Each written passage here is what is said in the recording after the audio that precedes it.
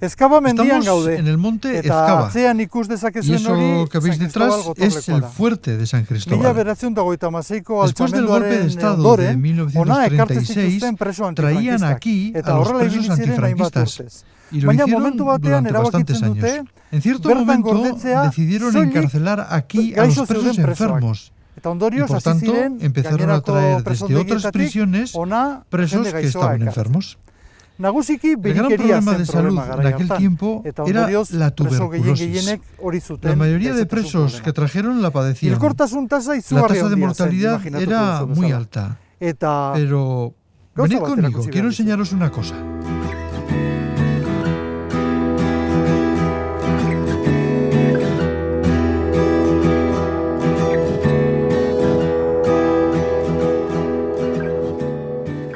Este es el cementerio de las botellas. Justo aquí encima está el fuerte de San Cristóbal, lugar donde encarcelaban a los presos antifranquistas. Cuando los presos comenzaron a morir, los enterraban en los cementerios de los pueblos cercanos. Sin embargo, esos cementerios son muy pequeños y enseguida comenzaron las quejas de los vecinos. En consecuencia, decidieron construir este cementerio. Todas las personas que aquí se encuentran son presos, todas son antifranquistas y en la mayoría de los casos fue la tuberculosis la causa de la muerte. Como podéis ver, la maleza y el bosque tapó todo. Era y es un bosque cerrado y no fue fácil encontrar el cementerio. Durante muchos años estuvieron buscándolo y al fin, en 2006, lo consiguieron. Encontraron el cementerio de las botellas.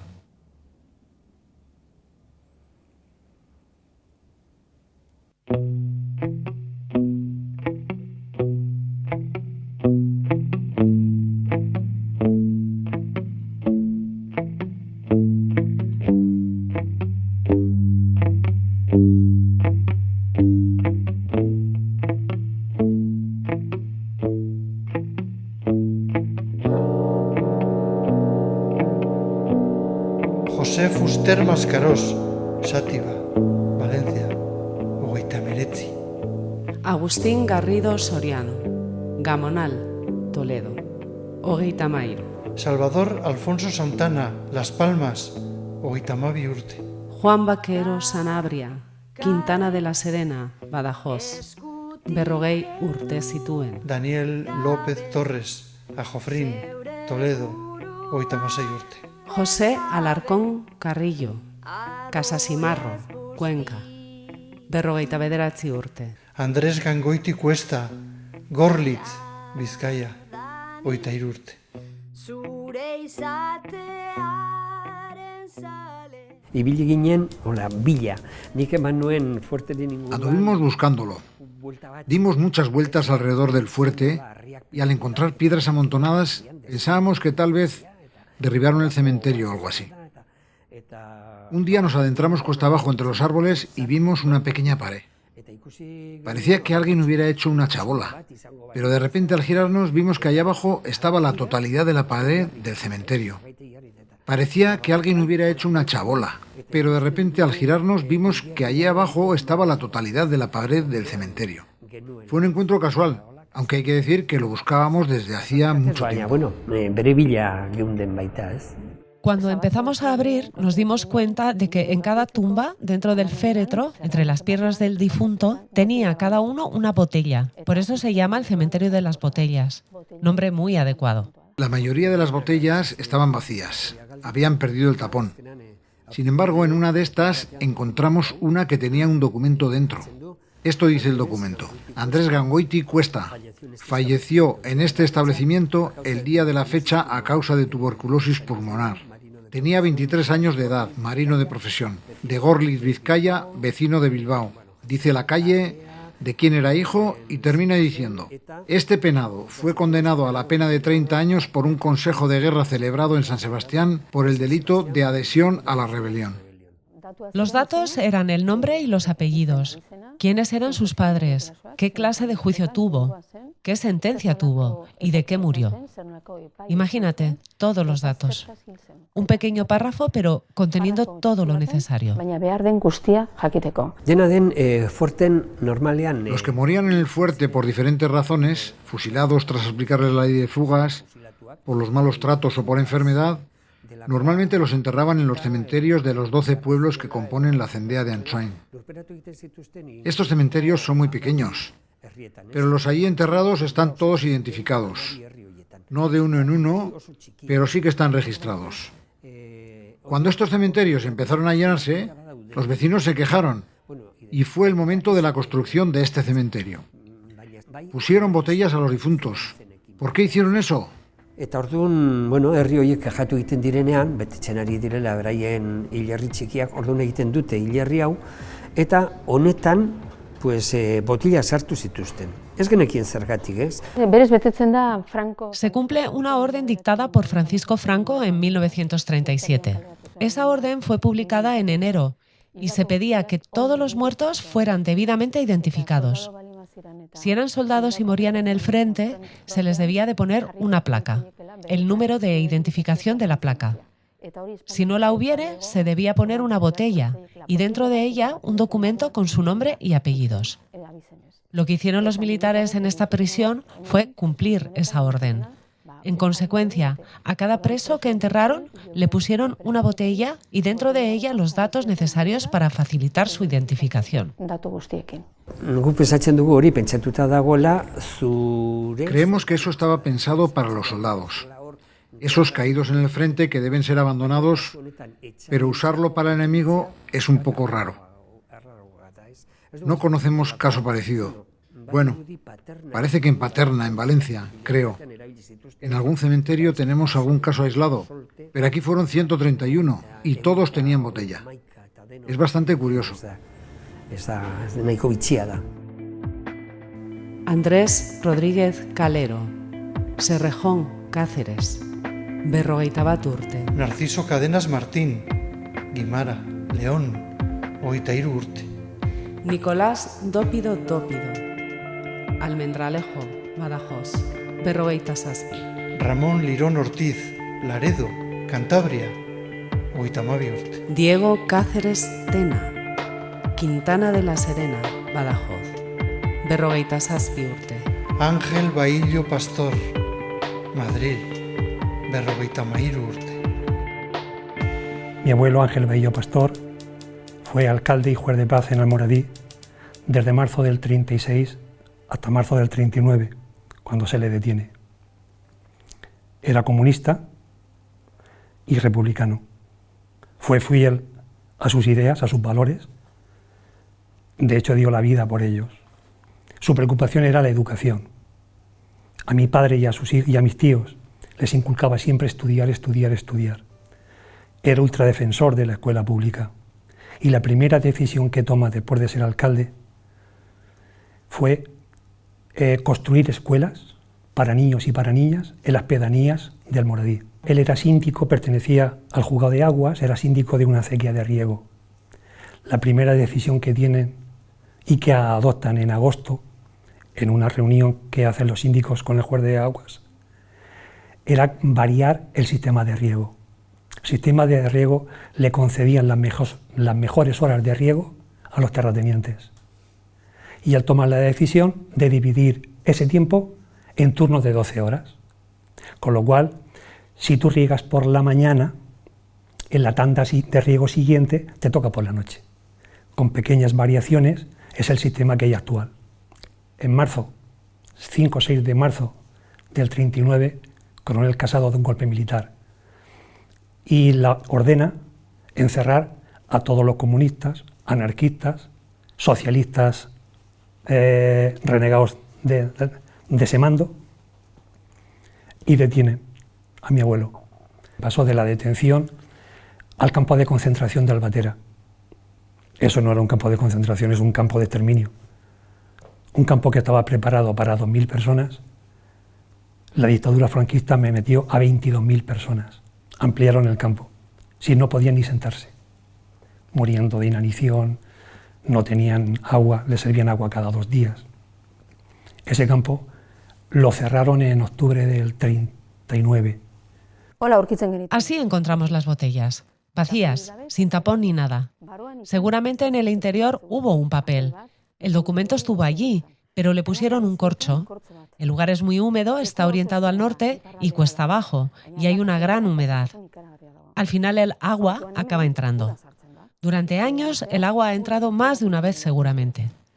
La humedad ha deshecho el corcho, el agua ha entrado con facilidad y eso ha hecho desaparecer el papel. Por lo tanto, no nos queda más que la botella. Sabemos que debió haber un documento, pero no nos ha quedado ni rastro de él. Por casualidad, en uno de los casos, el tapón era de rosca, y fue esa rosca la que protegió el documento del interior. El agua no pudo penetrar. Gracias a eso encontramos el documento entero. Un tapón doble de periódico y de rosca, con lo cual se han conservado los papeles interiores. Menos mal, gracias a eso se pudo demostrar todo lo que buscábamos. El que encontramos era de Andrés Gangoiti Cuesta, pero además encontramos el documento en otros 2 casos. Estaban en malas condiciones y solo se veían fragmentos, pero han servido para documentar con seguridad quiénes eran.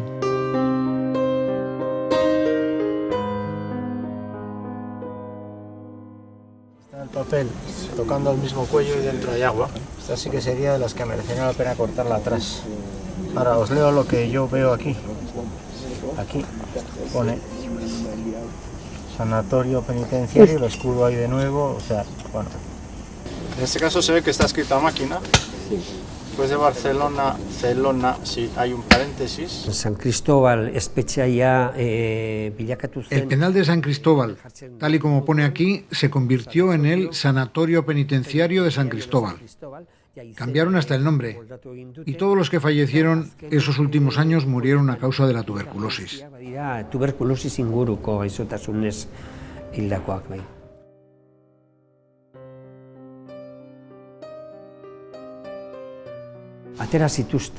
Sacaron a muchos presos. Algunos los mandaron a casa y a otros a distintos penales, y desde fuera trajeron a muchos presos que se encontraban enfermos. En los últimos años de San Cristóbal solo había presos enfermos. Cuando ya le comunican la sentencia de pena de muerte, ya lo trasladan al fuerte San Cristóbal. En ese momento se pierden las pistas. De hecho, la familia no sabía ni dónde estaba. Una vez que salió de Alicante, no sabía dónde estaba. El miedo a preguntar, el temor a las represalias, porque se han dado casos, y es conocidos, que preguntaba por un familiar, te decían que le habían dado la libertad y lo habían fusilado 2 días antes. Entonces, el miedo a la represión, el miedo a significarse, el instinto de protección, le impedía preguntar dónde está mi marido, dónde está mi padre. Entonces desapareció. El penal de San Cristóbal no es el más adecuado, dado que está construido bajo tierra, construido de arriba para abajo, en un agujero. La humedad es muy grande y el frío también. Los presos se quejaban del frío y consta hasta en los grafitis. Decían que se encontraban muy mal allí, que el frío los atenazaba. Evidentemente, en esa situación, estar enfermo es todavía más terrible, pues vives tu situación de manera extrema.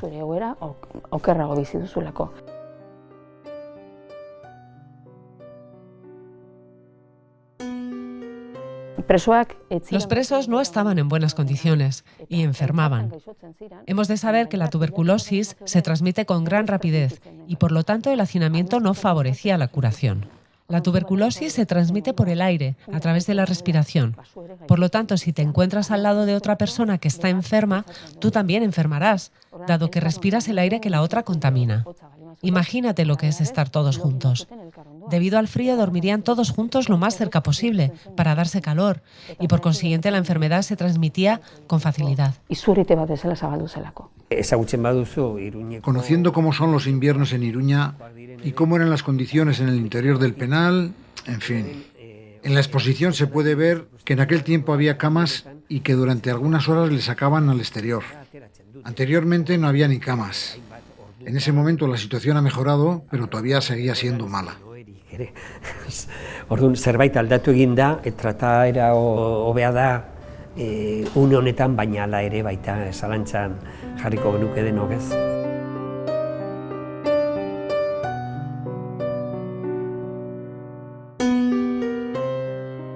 Egia da, hemen... Es verdad, no había médico. El médico era un preso, uno que había sido alcalde de Lugo, de izquierdas. Se encontraba allí y pidió permiso para atender a los presos y seguramente, gracias a él, sacaban a los presos al exterior para que pudiesen respirar aire limpio, aire sin contaminar. Seguro que eso ayudó a mejorar su salud. Gracias a él y a un capellán castrense que allí se encontraba ocurrió todo aquello. Entre los dos cambiaron la forma de atender a los presos para que viviesen en mejores condiciones y para favorecer su salud. Bertako zainketaren hori guztia presoak hobeto atenditzeko eta presoak, nolabait presoak hobeto bizi zezaten. Si le pregunto, oye, Ángel Bahío Pastor es mi abuelo, desapareció, voy tocando todos los resortes posibles cada vez que veo una notificación, ¿me podéis confirmar si está ahí? Bien, en principio no me lo podían decir porque no tenían la lista y lo que sí que hicieron es: oye, llámame por la tarde-noche y te lo confirmo. Llamé por la tarde-noche y efectivamente me confirmaron que mi abuelo, sus restos estaban allí, en el cementerio de las Botellas.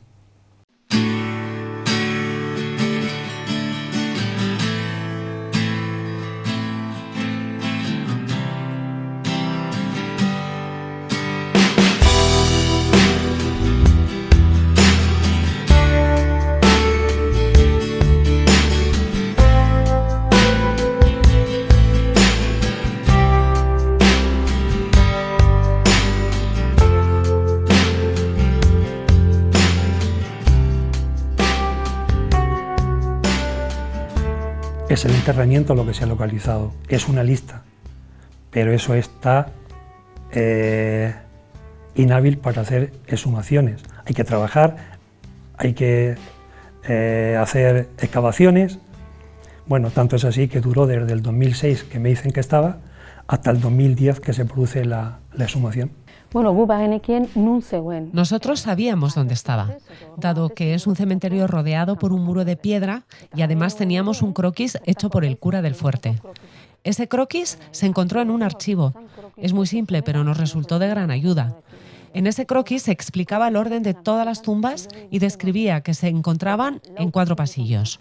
Bueno, eran 4 calles y un pasillo central. En un primer momento pensamos que estarían todos en fila y de manera correlativa. 1, 2, 3. Y encima pone 41, 42, 43. Eso es en qué año los enterraron. A medida que iban muriendo, los enterraban en ese orden. Pero en algunos momentos había saltos. Por ejemplo, el 35 no está. Y después del 35 aparece el 37. ¿Dónde está el 36? Pues en otro lugar. En ese croquis aparece un apartado que dice Cementerio Civil. Eso quiere decir que algunos de los presos no tuvieron oficio religioso, no se confesaron y fueron enterrados aparte. Y al principio creímos, tal y como interpretábamos el croquis, que esa zona se encontraba abajo, en la parte inferior del cementerio. Fue por ahí donde empezamos a mover la tierra y por suerte encontramos el 36. Supimos a ciencia cierta que era él, porque vino la familia y nos dijo que en Valladolid, en una manifestación, le dispararon y se le quedó un trozo de metralla en la mano. Exactamente es así. Lo encontramos de esa manera, con un trozo de metralla en un dedo. Estaba totalmente claro que era él, no había ninguna duda. Comenzamos a analizar el resto y ya nada coincidía con nuestras hipótesis. Las líneas no coincidían.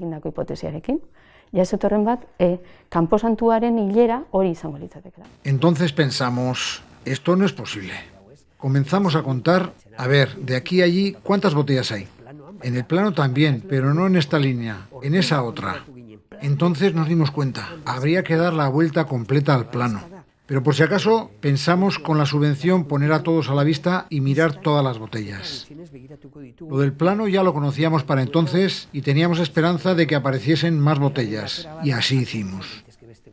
En 15 días, en junio de 2010, pusimos a todos a la vista. 2010ko ekainean zen, jarri genituen denak pistan.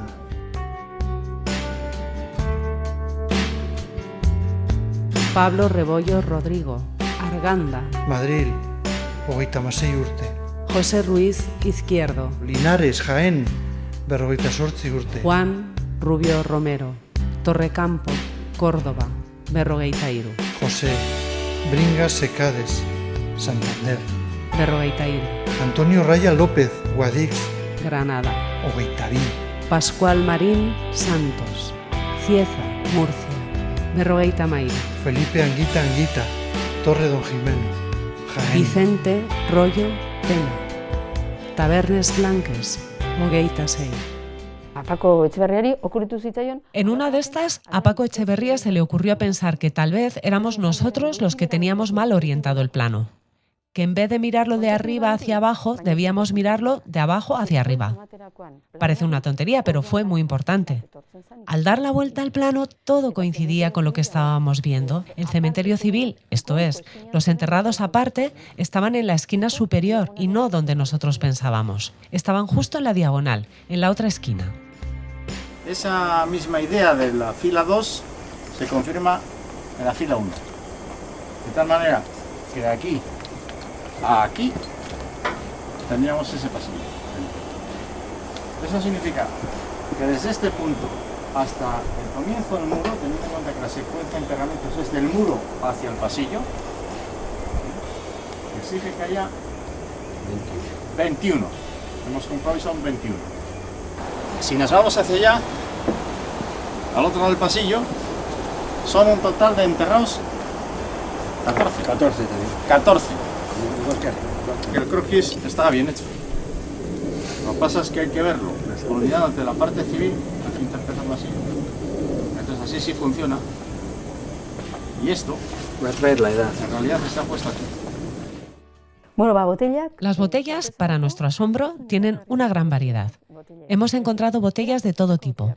Muchas son de este estilo. Hay una igual que esta. Es una botella de jarabe, un jarabe que se dispensaba en aquel tiempo. De muchas clases, bronquíticos, por ejemplo. Evidentemente todos tenían problemas en los bronquios, dado que tenían graves problemas en los pulmones. Botellas como esta de jarabe, y dentro el documento. La botella podía ser igual que esta. Podía ser también como esta botella tan especial. Esta es de gaseosa. Usaban las botellas que tenían a mano. La que he enseñado anteriormente era de la marca Domenech, o Cognac Osborne, las marcas más consumidas en aquellos tiempos. Podía ser eso o ceregumil. El ceregumil era un medicamento, una especie de alimento o estimulante. Hemos encontrado varias como esas. Toda clase de botellas, botellas de colonia, de perfume, botellas de todas las clases. Perfume botella pare bat daude, kolonia botella, baina era askotako botellak izan dira azkenean.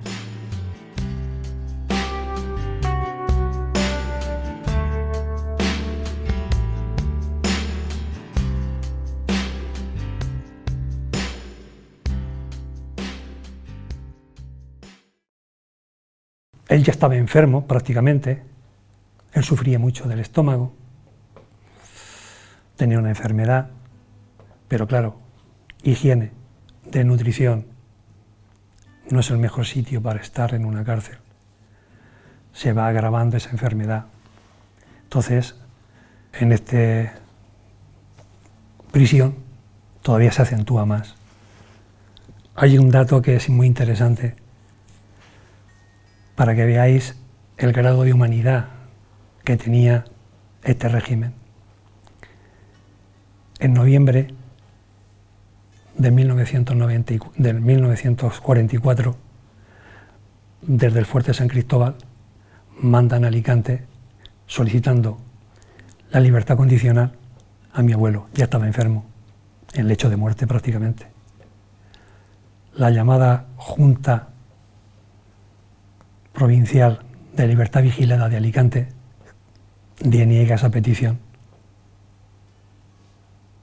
La deniegan y ese documento llega al fuerte el 19 de diciembre del 44. Mi abuelo fallece un mes más tarde, el 19 de enero del 45.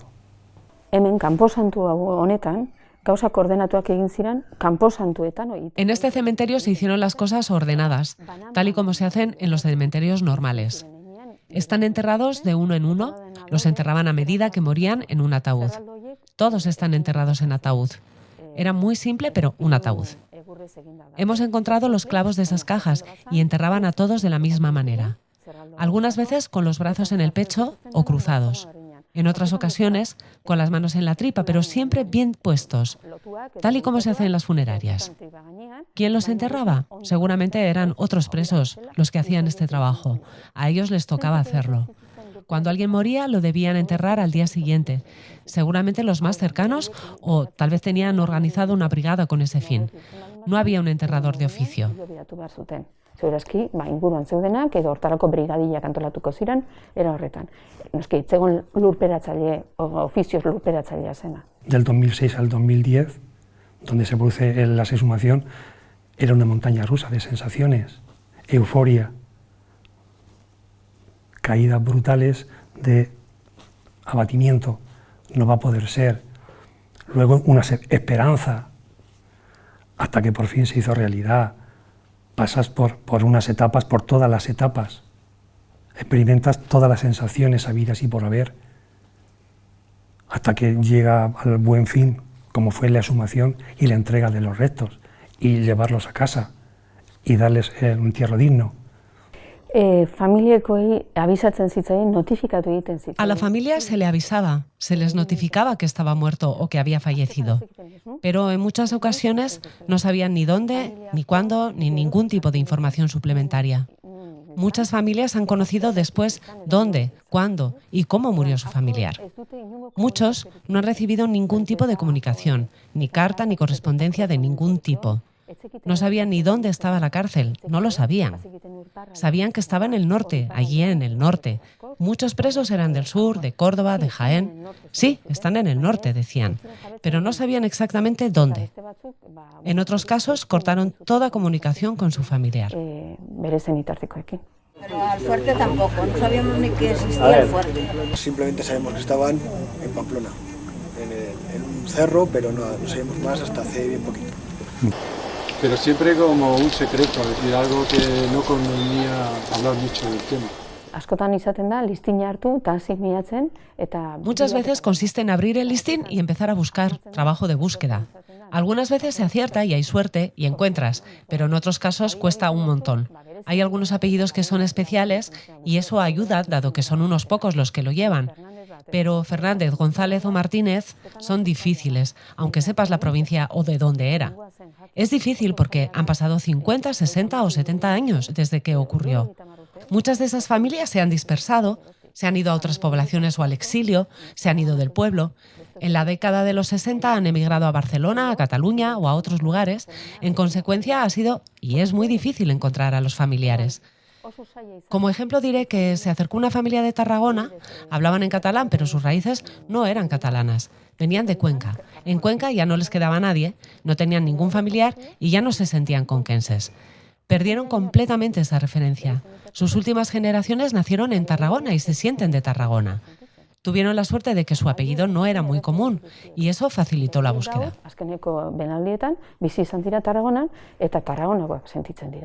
Baina suerte izan zen, bere abizena aproposa zelako topaketa lana egiteko. Venimos aquí con mi familia y bueno, estamos presentes en la exhumación.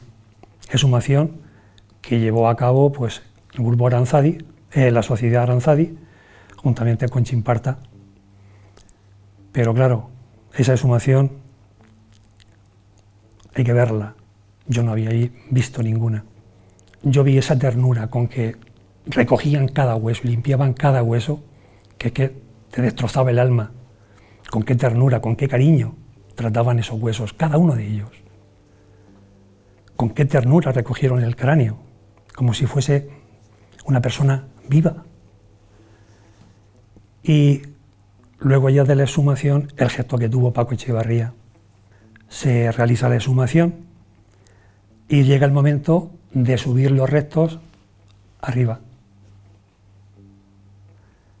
Y bueno, yo no podía, no tenía calzado adecuado para la montaña y más con esa lluvia.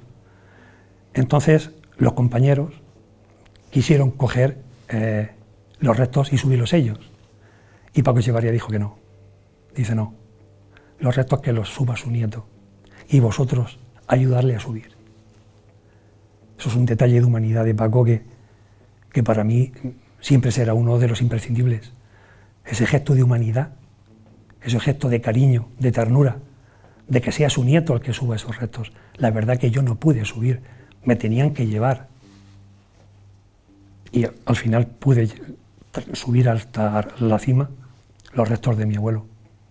Efectivamente, donde hemos encontrado esta botella es exactamente el sitio que con el plano ahora interpretamos y nos da, con los 10 ejemplos, la secuencia total de los 131. Ahora, si otro familiar dentro de un año quisiera, porque lo reclamara, podríamos ir al sitio exactamente, porque lo estamos ubicando en un plano, y podríamos caer exactamente en donde está cada uno de los 131. De todos modos, ustedes quizás sepan que han pedido aproximadamente 40 familias, 37 han pedido la exhumación. Y desde luego vamos a poder satisfacer a la totalidad de los 37. Tratamos con personas, y muchas de estas personas han sufrido mucho. Otras, por suerte, no han heredado ese sufrimiento porque han roto con el pasado, han olvidado el pasado. Han cortado con el pasado y han comenzado una nueva etapa y han decidido no contar nada a sus descendientes.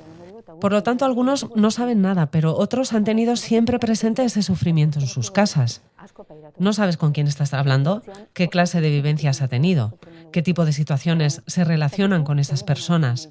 Por eso es necesario cuidar los detalles. Zer nolako ez gertara dauden persona horrekin erlazionatuak. Orduan, zaindu behar da, ez? Gente que me conocía, personas mayores, jamás me habían hablado de mi abuelo. En ese momento de estar los restos allí, se soltaron. Tu abuelo hizo esto, esto y esto. Tu abuelo salvó a esta. A tu abuelo le estoy agradecido por esto y por esto. Mujeres y hombres mayores, que me conocían toda la vida y jamás habían hablado. Pero ese momento de decir, tengo los restos aquí y necesito hablar. Necesito contar lo que sé, aunque no sea familiar mío. Familia askotan. En muchas familias ha habido una ruptura. Uno de los desastres que trajo la guerra fue la ruptura familiar. Se rompió la continuidad de muchas familias. No recuerdan ni los nombres de las personas de generaciones anteriores. Han perdido todos esos referentes. Entonces vas tú a una de esas personas y le preguntas a ver si su bisabuelo se llamaba de tal manera. ¿Y mi bisabuelo? No, te lo niegan. Si encima le dices que se apellida Fernández, no te creen y te preguntan a ver de dónde has sacado eso. Responden con perplejidad que no tiene nada que ver con su familia, que en su familia nunca se han contado esas cosas y a ver a dónde vamos con esas historias. ¿Es? Harriduraz gainera, porque esaten dute, ez dala beraiekin, ez dauka zerikusirik bere familiarekin. Osea, bere familia sekulan ez dala halakorik kontatu, eta ber, nora gatoz historia horiekin. Yo buscaba la verdad, saber la verdad.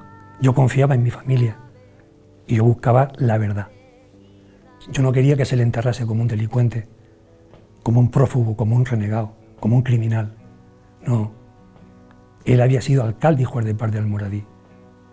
Y puesto que no tenía casa propia, quería que sus restos saliesen del ayuntamiento, del que él había sido alcalde. El haber tenido la reparación y el reconocimiento. Entonces, para nosotros bien. Pero, ¿mi lucha acaba o no? Quedan todavía restos. Quedan 114.000 desaparecidos. No podemos estar contentos.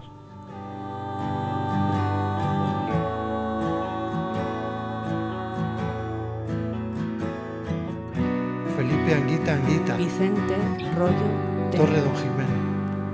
Tabernes Blanques, Valencia.